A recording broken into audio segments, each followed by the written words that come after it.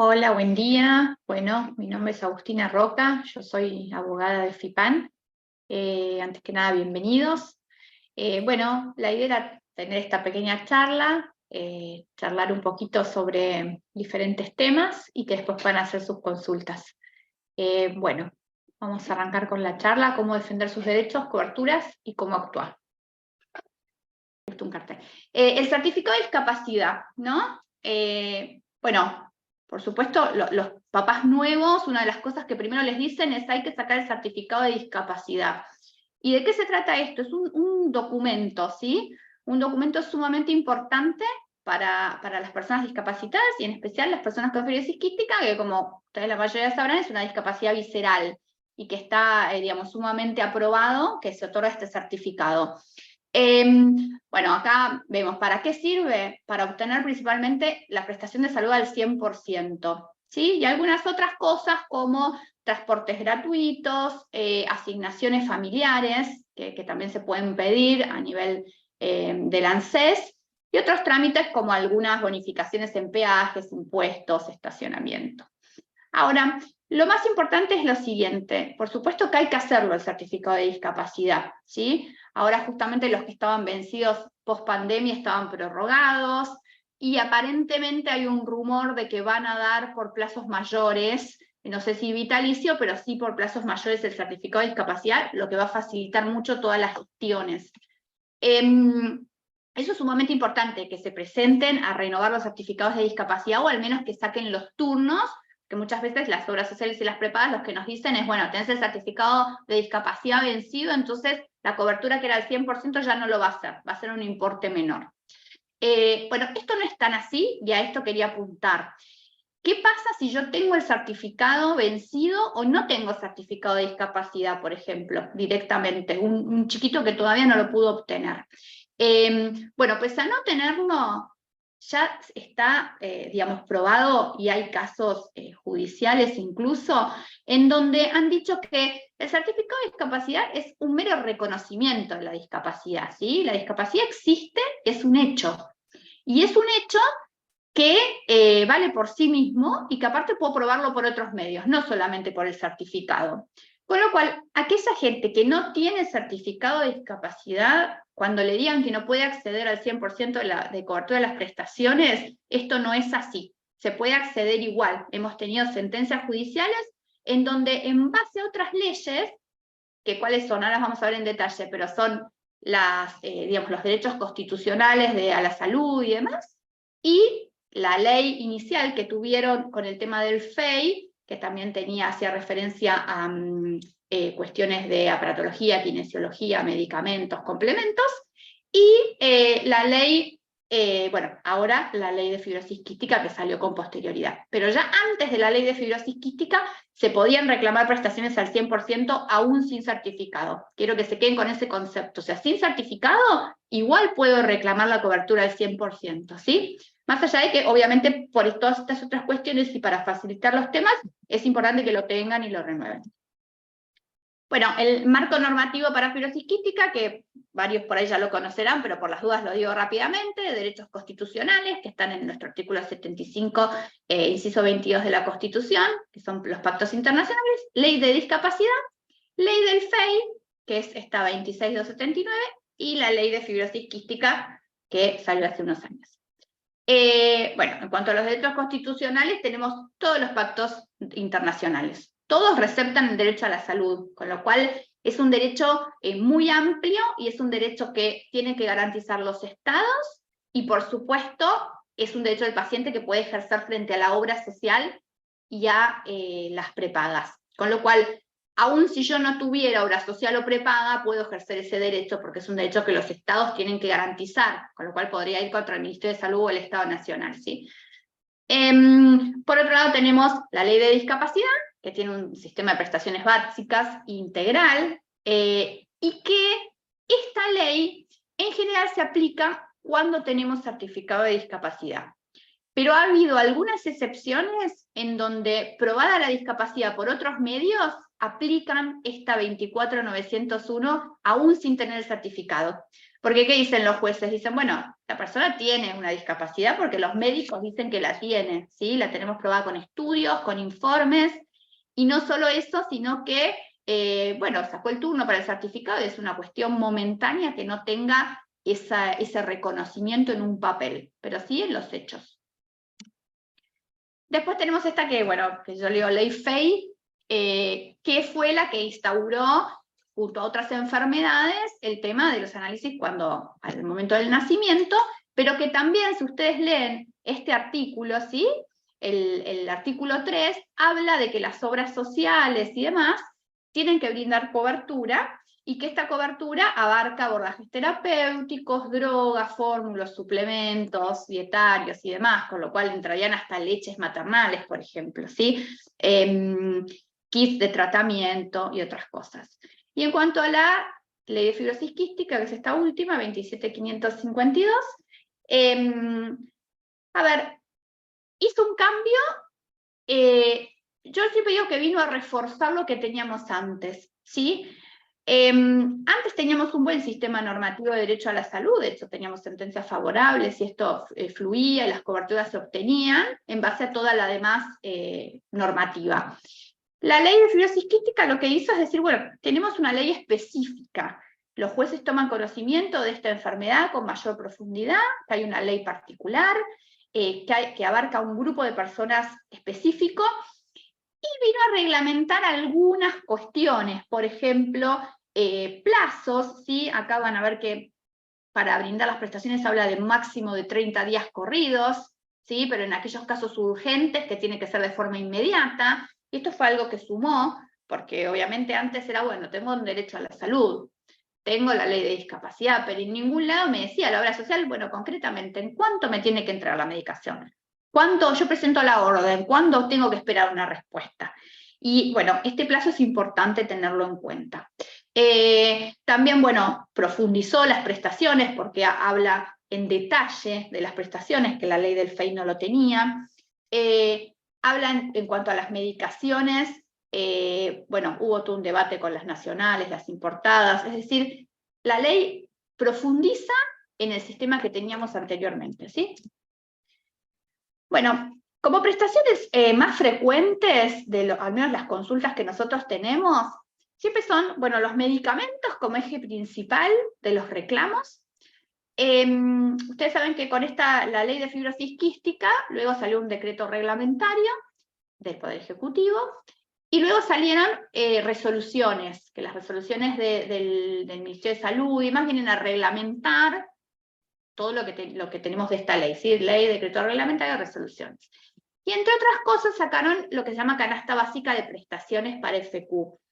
Esta canasta básica integra el PMO, el plan médico obligatorio, y puso muchas medicaciones, por ejemplo, algunos antibióticos, incluso algunas de las dobles terapias y demás, medicamentos importantes que son eje del tratamiento de fibrosis quística dentro de esta canasta de prestaciones. Entonces, bueno, ¿por qué sirve si igual lo tenían que cubrir con el marco normativo anterior? Bueno, sirve pues se cayó uno de los argumentos de las obras sociales y las prepagas, que cuando se presentan a contestar la demanda o a decirnos en un juicio a ver por qué no lo van a cubrir, lo principal que decían es, bueno, no forma parte del plan médico obligatorio y nosotros tenemos obligación solo de cubrir el plan médico obligatorio.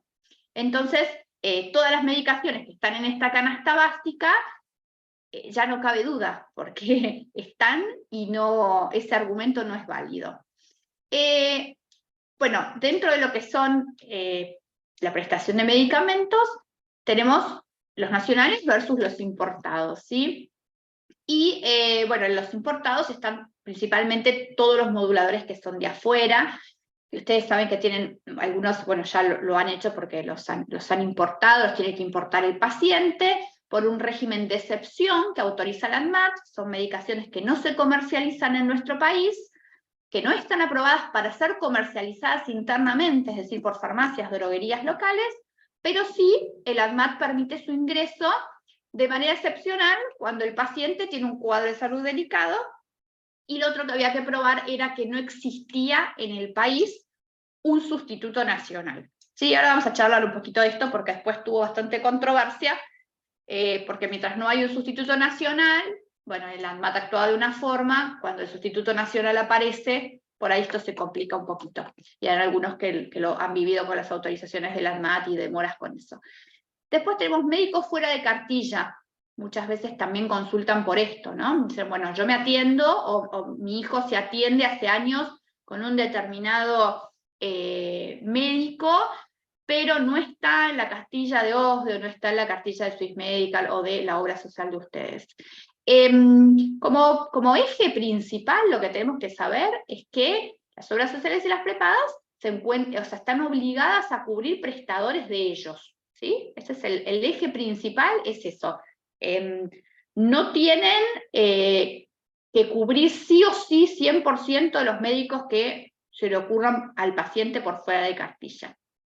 Ahora bien, en el grupo particular de gente con discapacidad y de gente con fibrosis quística, ocurre que muchas veces estos médicos fuera de cartilla no son caprichosos, ¿sí? Yo no podría pedir por ahí un médico, bueno, agarro la cartilla y digo, estos no me gustan, pero tengo una amiga que me recomendó otro que sí, voy a ir a este otro y pedir la cobertura. Pero sí puedo fundar, ¿sí? Entonces, gente que por ahí viene con tratamiento hace años con un determinado médico y que la obra social o la prepaga lo saca de la cartilla, está pasando muchas veces por los problemas que hay en los pagos con las obras sociales, que lo sacan, las cartillas se achican y estos médicos quedan fuera. O pasa también que, no sé, me cambié de obra social o lo que fuese, si hay un vínculo entre el paciente y ese médico, se puede pedir la cobertura o el reintegro. También en otros casos en donde no tenga la obra social un prestador de esas características, por ejemplo, estamos hablando de, no sé, eminencias en neumonología que son insustituibles y que por ahí no están en la cartilla, y que siempre fueron gente para consultar, o porque determinado médico deriva a otro por algún fundamento clínico y no están en cartilla. Bueno, en estos casos sí se puede pedir, y hay jurisprudencia y casos en donde los jueces han dicho sí, reintégrele lo que están pagando en esas consultas. Por lo general se hace por reintegro porque es de bastante difícil implementación hacerlo por pago directo. Pero llegado el caso que no estuviesen los fondos para abonarlo, se podría plantear a ver de qué modo se va a pagar. Esto, bueno, después por ahí lo hablamos mejor, hay muchos problemas con los reintegros también por la situación, el contexto económico que tenemos, ¿no? La mayoría de las prepagas en particular, las obras sociales también, pero las prepagas están actuando como agentes financieros.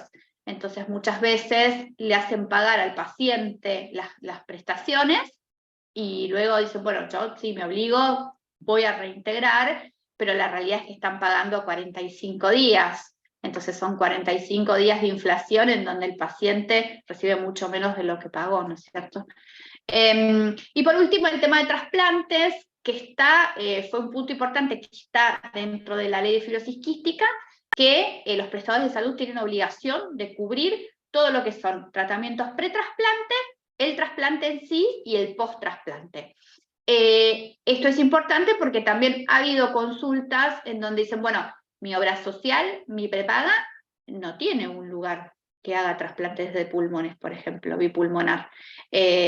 Por lo que yo sé, no sé, después me corrigen, lo hacen en el italiano y en la Favaloro, no sé si ahora se hace en algún otro lado. Entonces pasaba muchas veces que casi nadie tiene, muy pocas prestadoras tienen estos dos centros.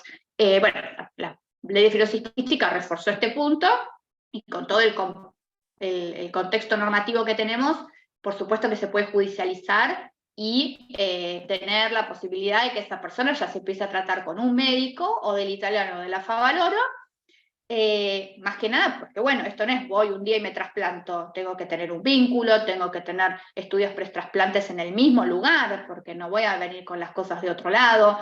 O pensemos en gente que vive, por ejemplo, en las provincias, que no está en Capital Federal, y que en sus lugares de orígenes no hay sanatorios, o no hay lugares ni siquiera que puedan hacer los estudios previos, ¿no? Bueno, un poco de lo práctico, ¿no? Pasos para efectuar un reclamo. Muchas veces Por eso, más que nada para por ahí los papás nuevos que tienen chicos chiquitos y demás, tiene mucha importancia cómo hago el reclamo, cómo me planto frente al prestador de salud y hago el reclamo. Porque muchas veces yo entiendo que prima el enojo, la furia, quiero ir, pelearme con alguien, gritar con alguien, y eso la verdad es que lo único que sucede es generar una mala relación con los empleados de la obra social y la prepaga, y no va a ser conducente a lo que yo quiero lograr, que es que me den las prestaciones, ¿sí? Entonces, lo primero de todo es ser sumamente ordenado, ¿sí? A partir que tengo un chiquito con fibrosis quística, que yo tengo fibrosis quística, tengo que ser sumamente ordenado, tengo que guardar papeles, ¿sí? Un archivo en donde yo guarde absolutamente todo, los estudios previos, todas mis historias clínicas, las recetas, todos los papeles que vaya teniendo vinculados a el contexto de salud, digamos, las cosas clínicas, y todos los papeles que me vayan dando de la obra social, o mails, o respuestas por cartas, que a veces vienen las cartas membretadas de OSDE o de algunas otras, todo lo guardo, lo archivo, si es digital, obviamente en un archivo digital, si es papel, en un archivo papel. Porque uno nunca sabe cuándo lo va a necesitar, lo mismo las cartas documento que se manden, todo lo tengo que guardar, no de manera caprichosa, sino porque es la prueba que voy a tener yo para un eventual juicio. Eso va a ser, digamos, mi valija o mi mochila con toda la prueba. Primero de todo, cuando se hace una presentación de una receta, de una orden médica, lo presento y ya vimos que la ley dice 30 días. Entonces, hay 30 días si el tema no es urgente. Y si es urgente, tiene que ser inmediato, es decir, no sé, a las 48 horas me tendrán que mandar la autorización, ¿sí? 48, 72, depende de la urgencia que tenga, eso ya es medio subjetivo. Se hace el pedido y se espera la respuesta. Puede pasar dos cosas, ¿sí? Acá podemos rechazo expreso o rechazo tácito. El rechazo expreso es que venga una nota membretada o un mail en donde la obra social o la prepaga me diga, no señores, esto no está dentro de nuestro plan, no está dentro de nuestra cobertura, no está dentro del PMO, no se lo vamos a cubrir. Esa es por ahí la mejor situación, porque se fuerza enseguida lo que viene después, porque me están diciendo con claridad si me lo van a cubrir o no me lo van a cubrir.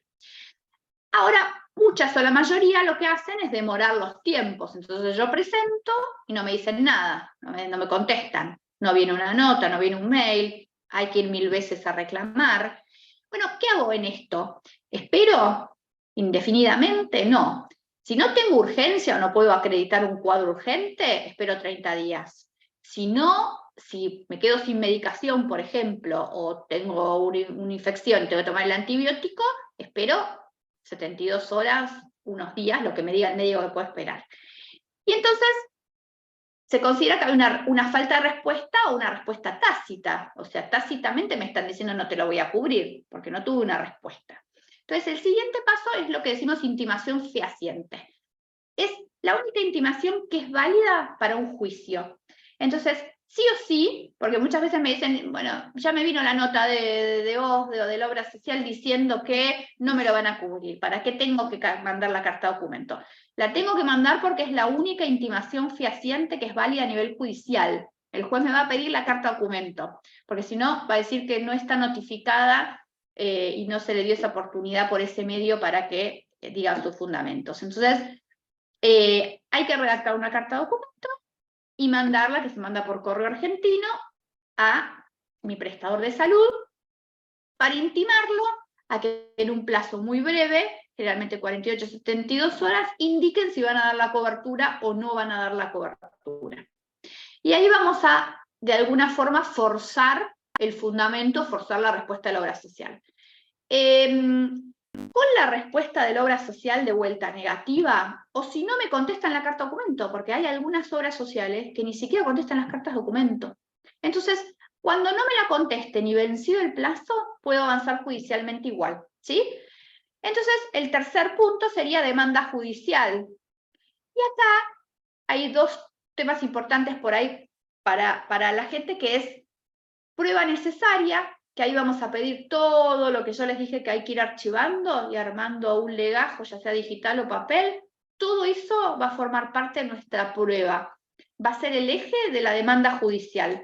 lo que yo le voy a mostrar al juez, le voy a decir, señor juez, acá tiene el cuadro clínico de salud, acá tiene todo lo que se pidió a la obra social, la respuesta a la obra social o la falta de respuesta, y lo que yo pretendo y lo que dicen las normas respecto a esto. Y todo eso forma parte de una demanda judicial que generalmente es un proceso rápido, que son los amparos de salud, o algunos jueces lo mandan por sumarísimo de salud, que es un juicio abreviado igualmente, bastante más rápido que los juicios ordinarios, pero bueno, no es amparo. Y otro tema importante es el tema de la competencia. Competencia se llama a dónde va a radicar el juicio en función de dónde yo viva, en función de qué obra social sea. Hay varios criterios, pero el criterio mayoritario es si la actora tiene domicilio en capital y la obra social tiene domicilio en capital, va a capital. Si la obra social tiene domicilio en capital, pero la actora, o sea, el paciente vive en provincia, hay dos criterios distintos. Hay juzgados que dicen, bueno, queda en capital federal, porque la obra social tiene domicilio en capital federal, y hay otros que dicen, no, mándelo a La Plata, La Matanza, Lomas de Zamora, donde tenga domicilio la persona. Entonces ahí, bueno, depende, vamos viendo un poquito qué es lo que toca y dónde es mejor iniciarlo. Aquellas obras sociales o aquellas personas que tengan obras sociales provinciales, esos lamentablemente acá no los podemos llevar, porque muchas veces pasa con las obras sociales del Estado provinciales. Y ahí lo que hacemos generalmente es, bueno, tratar de ver si esa persona puede ubicar un abogado en las provincias y demás, y muchas veces he charlado con varios abogados de Rosario, de Córdoba, de Mendoza, en donde les damos asesoramiento, les facilitamos el material que usamos nosotros acá, para que ellos puedan hacer las demandas judiciales en sus lugares de origen. Bueno, respecto a cómo es el proceso, es un proceso bastante abreviado, pero no es inmediato. Hay que saber esto, porque muchas veces lo que me dicen es, bueno, es un proceso, el amparo es ya. Tengo un amparo, me lo dan. Bueno, lamentablemente no es así. El juicio de amparo o sumarísimo es un juicio rápido, cotejándolo con lo que se llama juicio ordinario, que son estos juicios que tardan 5, 6, 7 años en Buenos Aires o en Argentina. El proceso de amparo en su totalidad dura entre 2 y 3 años cada uno, ¿sí? Si son completos. Ahora, se piden con medidas cautelares, que son medidas urgentes, medidas provisorias, en donde se le dice al juez, señor juez, yo no puedo esperar 2 años para recibir una medicación, necesito urgente, y entonces en el marco de esa medida provisoria y urgente, que va a ser válida hasta que se dicte la sentencia definitiva, pedimos que cumplan. Y bueno, y ahí pueden surgir diferentes cosas. Hay veces que se cumple, hay veces que las cautelares salen rápido, y hay veces que pueden demorar, ¿sí? Puede demorar una semana, o pueden demorar 2 o 3 meses una cautelar, dependiendo de cada juez, de cada juzgado, y de la contundencia del reclamo, por decirlo de alguna forma. Si está muy en duda, por ahí va el cuerpo médico es un órgano de muy poca gente y muy lento, entonces ahí se suelen demorar mucho los expedientes, y hay otras veces que, bueno, que las cautelares salen enseguida. Pero lo bueno es que finalmente salen, ¿sí? Tarde o temprano salen, y depende de la urgencia, porque si es un tema, no sé, necesita un trasplante urgente, bueno, por supuesto que va a salir por ahí en poco tiempo. Ahora, otras prestaciones que las vienen recibiendo, pero hay que irlas enderezando, cambiar de prestador, por ahí suelen tardar un poco más las resoluciones. Bueno, ¿a quién demandamos? ¿Quiénes van a participar en el juicio? La obra social, la prepaga, y a veces el Estado Nacional. Y muchas veces se combinan, digamos. Si tienen, por ejemplo, la gente que trabaja en relación de dependencia, que tiene una obra social y deriva aportes, muchas veces se demandan a ambas. Se demanda a la obra social, porque ellos reciben fondos del Estado para cubrir prestaciones de la ley de discapacidad incluso, y también a la prepaga, porque es él quien presta el servicio en última instancia. Bueno, jurisprudencia o a nivel reclamos, todo esto en Capital Federal va a los juzgados civiles y comerciales federales. Federal porque son derechos constitucionales, entonces todo lo que verse sobre cuestiones constitucionales va al fuero federal, civil y comercial, pero bueno, por la materia. Y en provincia de Buenos Aires depende. no tienen juzgados civiles y comerciales federales, por lo general, van a juzgados civiles, van a juzgado de La Plata, a veces está en el otro juzgado, que no tienen nada que ver con ese fuero. En provincia por ahí es un poco más complicado, en Capital Federal es más ordenado.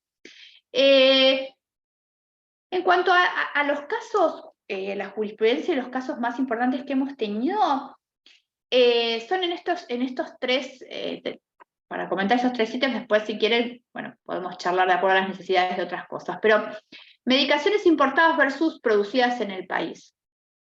Como yo les había contado, bueno, con todo esto de que salieron los moduladores, al principio se reclamaba judicialmente y el ANMAT daba la autorización como un régimen especial, ¿sí? Porque era una medicación que por ahí no tiene un sustituto nacional en el país. Con la salida de moduladores nacionales, como el Lucaftor, el Trixacar y demás, lo que pasó es que el ANMAT dejaba de dar las autorizaciones.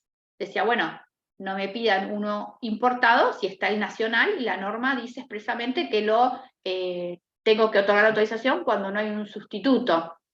Entonces, ahí tuvimos que judicializar estos temas también. Y pedirle entonces a un juez que no solo le pida a la obra social que lo cubra, sino que le pida al ANMAT que otorgue la autorización. Porque si no, la obra social se presentaba y decía, ok, a mí me dieron una resolución judicial, yo tengo que cubrirlo, pero hay un hecho, un tercero que no me permite cumplir, porque el ANMAT no me da la autorización. Entonces, bueno, estos casos se pudieron destrabar, quiero que se queden con esa idea, que se puede destrabar, y el ANMAT finalmente ha tenido que otorgar las autorizaciones, aún en casos donde hay sustituto nacional, porque, bueno, muchas veces hay personas que ya vienen con un tratamiento previo con el importado, o que probar el nacional y no le hace el mismo efecto, entonces en estos casos se puede pedir igual el importado. De lo mismo que habíamos hablado de médicos fuera de cartilla, generalmente lo que más se judicializa es, bueno, primero la cobertura y después el tema reintegros y plazos, que era lo que yo les decía, con todo este problema inflacionario y financiero que estamos teniendo, las obras sociales juegan con eso. Entonces dice, ok, páguenlo ustedes, después lo reintegro, por ahí lo reintegro 45, hasta 90 días hemos visto de reintegros.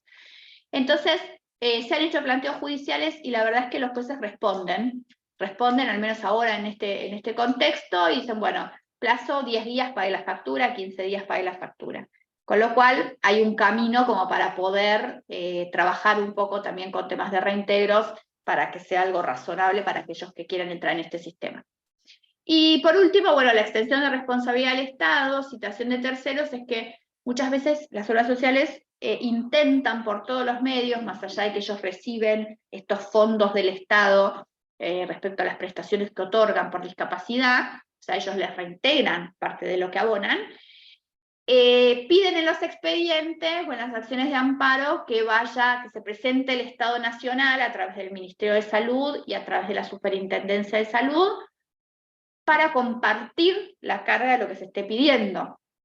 Esto la verdad es que la propia ley de amparo dice que no procede, o sea, que no debería existir esto, porque es un juicio abreviado en donde no podemos entrar a discutir y a poner un personaje como el Estado Nacional, con lo lentos que son, dentro de un juicio que se supone que es rápido.